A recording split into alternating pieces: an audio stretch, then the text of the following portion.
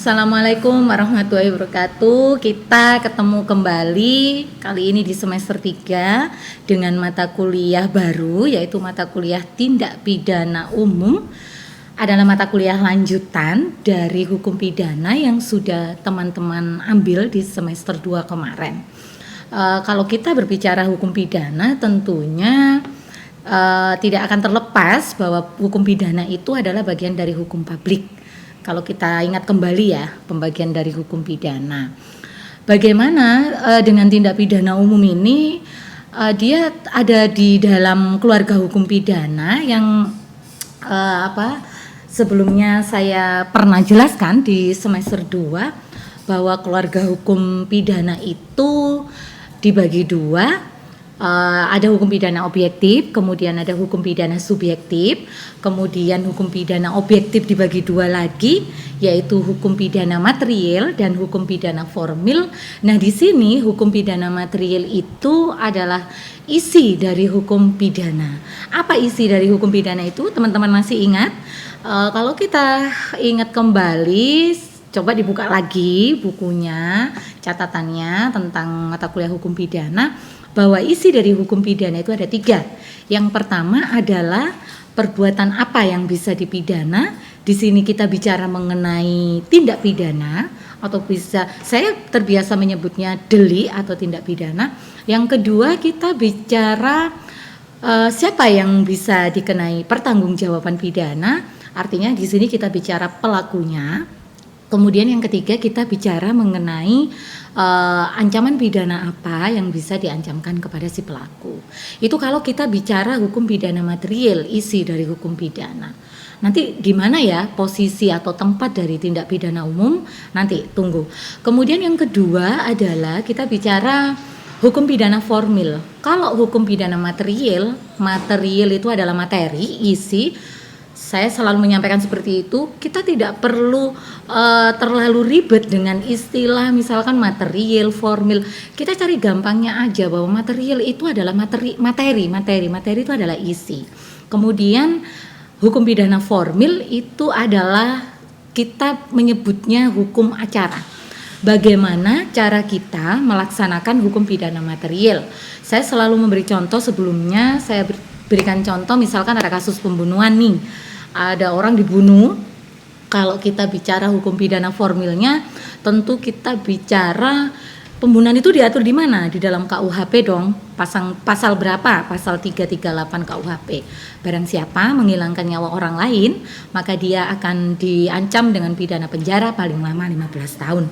Tapi bagaimana kemudian kita menyelesaikan kasus pembunuhan itu? Bagaimana kita kemudian tahu pembuktiannya, penyidikan dan lain sebagainya? Maka di sini yang bekerja adalah hukum acara pidana atau hukum pidana formil. Bagaimana kemudian para aparat hukum itu bekerja, misalkan polisi menyidik, olah TKP dan lain sebagainya, kemudian jaksa menuntut, bahkan sampai kemudian di sidang pengadilan, proses pembuktian, bagaimana hakim bisa membuktikan itu, bagaimana di pengadilan bisa membuktikan itu semua. Kemudian hukum pidana material, kita masih berbicara keluarga hukum pidana. Saya senang sekali menyebutnya dengan keluarga hukum pidana, biar mahasiswa itu belajar, kita ini belajar hukum pidana kesannya biar tidak serem gitu loh. Hukum pidana itu kaitannya dengan polisi begini, tidak sebenarnya. Kalau kita mempelajari senang di awal itu kita enak gitu. Jadi kalau hukum pidana material kemudian dibagi dua lagi, ada hukum pidana umum, kemudian hukum pidana khusus. Hukum pidana umum adalah hukum pidana yang berlaku untuk semua orang. Di sini berlaku untuk tindak pidana umum. Nah, di sini tindak pidana umum itu termasuk hukum pidana umum yang kemudian bersumber atau diatur di dalam Kitab Undang-Undang Hukum Pidana atau KUHP. Yang kedua adalah hukum pidana khusus. Hukum pidana khusus ini berbicara tentang hukum pidana yang berlaku untuk tindak pidana tertentu ataupun orang tertentu. Dan untuk tindak pidana khusus ini dia aturannya tidak diatur di dalam KUHP melainkan di luar KUHP. Misalkan nih kita bicara mengenai korupsi itu masuk tindak pidana yang sifatnya khusus, maka kita akan berbicara Undang-Undang Tipikor. Kemudian kita bicara anak yang melakukan kejahatan atau melakukan tindak pidana, maka kita akan bicara hukum pidana anak. Nanti ada undang-undangnya tersendiri, aturannya tersendiri, yaitu Undang-Undang Sistem Peradilan Pidana Anak.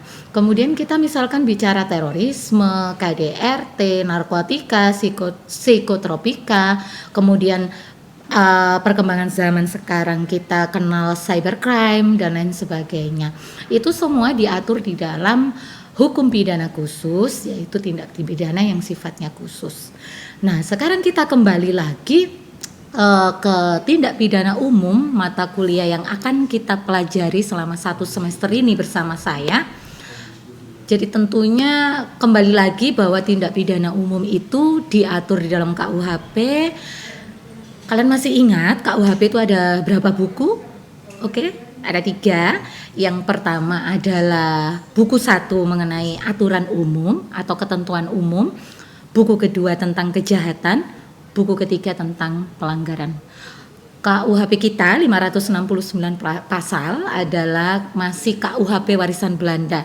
Kita belum mempunyai KUHP versi kita sendiri. Yang ada baru berupa rancangan KUHP dan belum disahkan menjadi KUHP. Nah, kalau di semester 2 kita bicara hukum pidana, itu kita bicara buku 1 KUHP teman-teman. Jadi buku 1 KUHP kita bicara aturan umumnya, bicara mengenai pidana, kemudian bicara mengenai percobaan, penyertaan, gabungan, teori-teori yang ada di dalam hukum pidana. Kemudian di dalam lanjutan dari belajar buku 1 KUHP, kita belajar mata kuliah ini, tindak pidana umum, yaitu buku 2 dan buku 3. Tetapi saya akan membatasi karena buku 2 dan buku 3 itu banyak sekali kejahatan dan pelanggaran yang diatur di situ. Saya lebih senang atau lebih fokus membatasi hanya kepada kejahatan-kejahatan yang lazim kita temui sehari-hari di masyarakat tentunya. Misalkan kasus pembunuhan, kemudian kasus penganiayaan, kemudian pencurian, penggelapan, perkosaan, pencabulan. Mungkin teman-teman selama ini tahu misalkan ada kasus pembunuhan. Oh ya, ada kasus pembunuhan, nonton di televisi, kemudian browsing di internet, kemudian baca berita di koran. Setiap hari yang namanya kejahatan itu pasti ada di masyarakat. Tapi teman-teman tentu tidak tahu kan itu pembunuhan yang apa, pembunuhan seperti apa. Karena memang baru dipelajari di semester ini. Nah, nanti fokus kita hanya kepada 4 kejahatan saja yang diatur di dalam buku 2 KUHP. Apa saja itu? Yang pertama adalah kejahatan terhadap tubuh, yang kedua kita belajar mengenai kejahatan terhadap nyawa, kemudian yang ketiga kita akan belajar kejahatan terhadap kesusilaan, yang keempat kita akan belajar kejahatan terhadap harta benda dan kekayaan.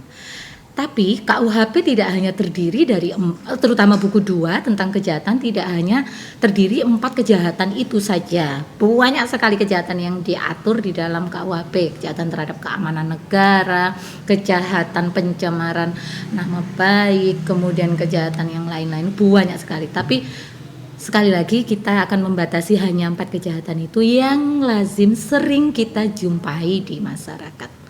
Pentingnya belajar mengenai kejahatan-kejahatan yang diatur di dalam buku 2 maupun pelanggaran yang diatur di dalam buku 3 adalah nantinya ketika teman-teman sudah lulus, kemudian ada yang menjadi, mungkin ada yang menjadi polisi tentunya penyidik ya, penyelidik, kemudian ada yang menjadi jaksa, kemudian ada yang menjadi advokat, ada yang menjadi hakim.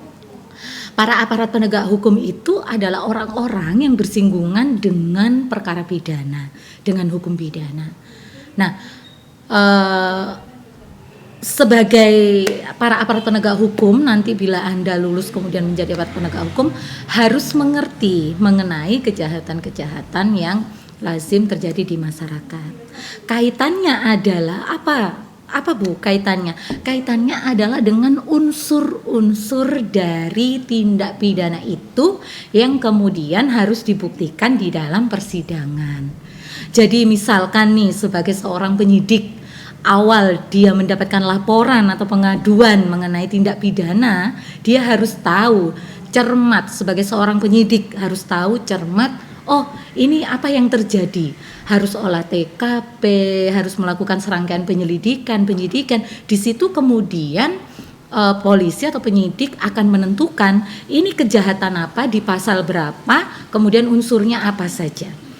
Dari situ kemudian masuk di tahap penuntutan, maka jaksa yang akan berperan di situ. Di sini juga penting teman-teman. Kenapa kita kemudian perlu belajar tindak pidana umum, terutama kejahatan-kejahatan ini dikaitkan dengan unsur-unsur dari tindak pidana tersebut. Sebagai seorang jaksa dia harus teliti membuat surat dakwaan, karena unsur-unsur itu harus masuk di dalam surat dakwaan yang menjadi dasar awal orang diduga melakukan tindak pidana. Kemudian sebagai seorang hakim, advokat dulu, sebagai seorang advokat, kita juga harus cermat, kita membela klien kita atas kejahatan apa yang sudah didakwakan oleh jaksa. Di situ nanti juga akan diuraikan unsur-unsurnya. Misalkan pembunuhan 338, unsurnya A, B, C, D, E misalkan. Kemudian advokat tentunya penting dalam dia membuat pledoi nanti, pembelaan, nota pembelaan, di situ peran penting seorang advokat. Nah, terakhir yang sangat penting juga yang bersinggungan dengan hukum pidana adalah menjadi seorang hakim. Hakim di sini adalah penentu bagaimana kemudian nasib dari terdakwa tersebut. Karena hakim yang menjatuhkan vonis, hakim yang menjatuhkan putusan. Dari situ dia akan mempertimbangkan, ada pertimbangan-pertimbangan hukum bagaimana mengenai pasal yang didakwakan, kemudian masuk di dalam pembuktian, ada pasal-pasal yang dituntutkan oleh penuntut umum, apakah terbukti atau tidak di persidangan. Jadi kata kunci yang penting untuk mempelajari mata kuliah ini, teman-teman harus paham unsur-unsur dari kejahatan tersebut. Nah, untuk memahami unsur-unsur tersebut, saya tidak akan masuk langsung di dalam materi kita, tapi nanti dari 4 kejahatan itu saya akan memulai dari kejahatan terhadap tubuh. Tapi sebelum itu kita akan masuk pada materi sebelumnya. Saya selalu mengingatkan akan mereview materi sebelumnya yang ada di hukum pidana di semester 2, yaitu mengenai delik dan unsur-unsurnya. Memang materi ini agak berat, apalagi kemarin kita belajarnya juga via daring ya, dalam kondisi seperti ini, karena saya biasanya mengajarnya juga di kelas enak gitu, harus ada diskusi dan sebagainya. Tapi nggak apa-apa, saya akan mengulang kembali, mengingatkan kembali teman-teman mengenai unsur-unsur delik, karena nanti yang akan kita pelajari di dalam tindak pidana umum, kita akan menguraikan unsur-unsur dari pasal-pasal tentang kejahatan tersebut. Pengantar ini mungkin cukup sekian. Saya mungkin menyampaikan awal pengantar mengenai mata kuliah ini. Nanti akan saya, mungkin Anda bisa melihat di RPS yang sudah nanti akan saya bagikan, bisa dilihat di situ. Nanti kita akan belajar apa saja. Setelah ini kita akan masuk dalam materi, tapi masih materi mereview materi sebelumnya yang ada di semester 2, yaitu mengenai delik atau tindak pidana beserta unsur-unsurnya. Baru di pertemuan selanjutnya kita akan masuk di kejahatan tindak pidana umum, belajar mengenai kejahatan-kejahatan yang diatur dalam KUHP. Yang pertama kita akan berbicara mengenai kejahatan terhadap tubuh. Oke, kita ketemu di materi selanjutnya mengenai unsur-unsur tindak pidana. Tetap bersama saya ya dalam mata kuliah tindak pidana umum. Bye.